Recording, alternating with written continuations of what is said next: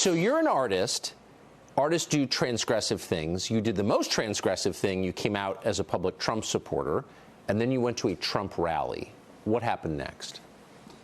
I went to the White House to see our president, and went to the hotel, took a nap.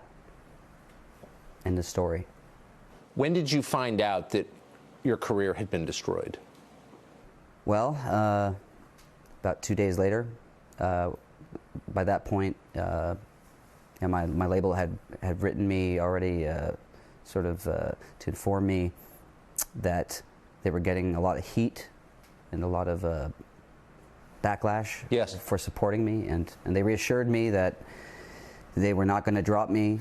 They always reassure you first, don't they? And and I was just like, I didn't make any apologies. I felt like I hadn't done anything. So, but these articles obviously placed me at the siege.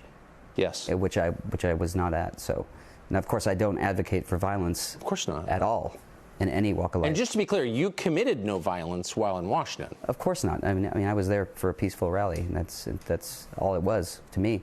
Yes. And but there was no fact checking or anything like that. These 130 articles went out in the course of 24 hours, and just the backlash was just so they succumbed to cancel culture. So basically, that's.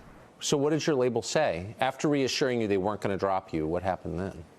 Well, then 24 hours later, they wrote back saying that they texted me, telling me that they were going to go public and drop me at that point. So if you're a recording artist, which you are, and you can't record, what does that mean? Well, and I can't tour either at this point, so it pretty much leaves me destitute and on the street. So, yeah, I don't know. I'm sort of overwhelmed right now, and I don't know exactly what to do. But so, for going to a political rally, not participating in violence, not seeing any violence, not even being aware there was violence when you went to bed in your hotel, for that, your career disappeared in one day. Yeah, that's your livelihood gone.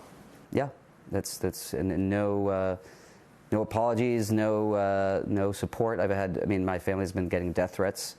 They don't even know that I'm here. I had to sneak away because they were so terrified of me coming on TV. They've been getting it all week. Me too. I mean, the hate is just overwhelming, and there's new articles being written. Just people are so mean.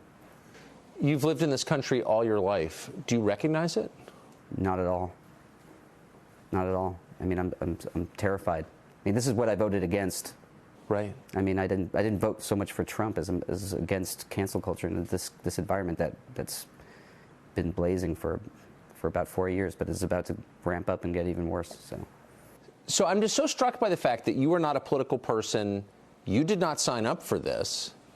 Are you worried that it will destroy you as a person? No, I'm not so worried about that. I mean, I've been canceled before. I've been canceled many times. I know how the whole thing works. It doesn't really affect my ego. Yes. Which isn't to say it doesn't hurt my feelings. It does.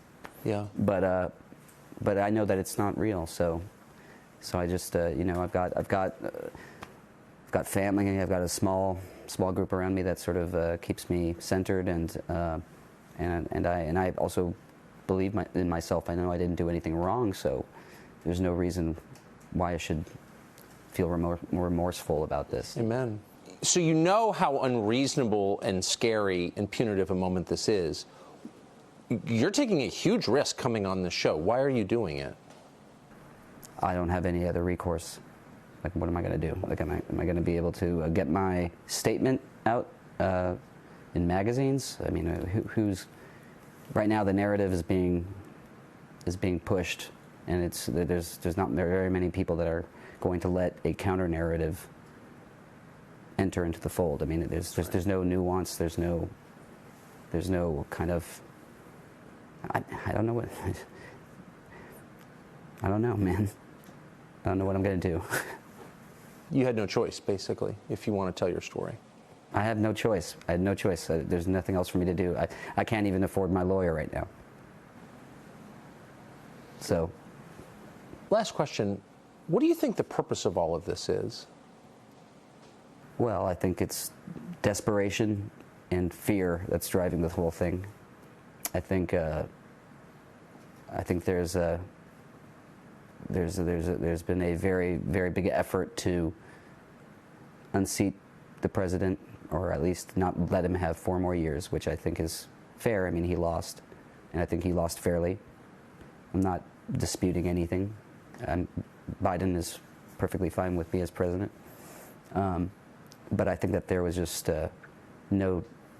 I think that they're still scared or something like that. It seems like they're sore winners at this point, and people seem to want to kick me down as well, much like they have Trump.